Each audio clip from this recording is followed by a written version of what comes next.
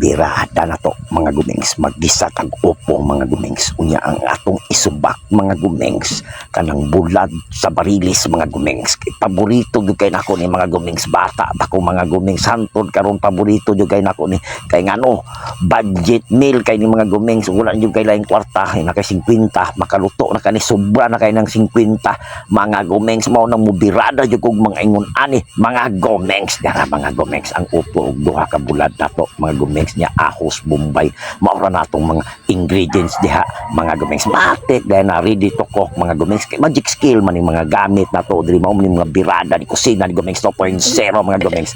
Matik tak ang dahil na nato itong karay sa itong sintinya na karay sa ato ang magikalan mga gumengs, nagbangkika nga tangan itong Bombay diha mga gumengs, pang pahumot yun na to ng unahon itong Bombay para humot kay mga gumengs niya. Sunod mga gumengs ahos, kay kumot naman ang Bombay, butang na natong ahos mga gumengs. So nya segunda din natong upo mga gumengs, nyambak pa yung isa mga gumengs, atong butang ang upo diha kaya tuwa pa man ang likos-mekos mga gumengs.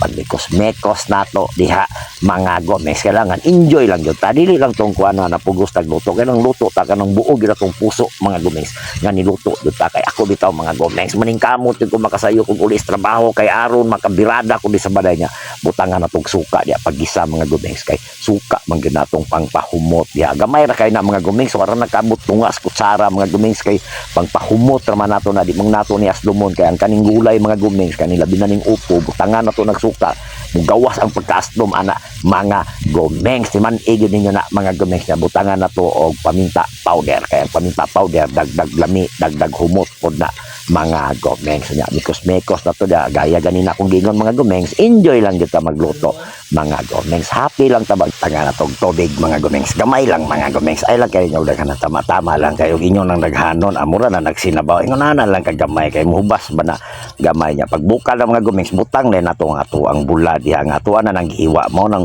bulad sa barilis mga gumengs, bulad nga dried tuna, dried fish tuna na siya mga gumengs. Wala pa na nako asini diha mga gumengs, kay ang bulad parat na nga bulad, basta yung nana nga klase nga bulad.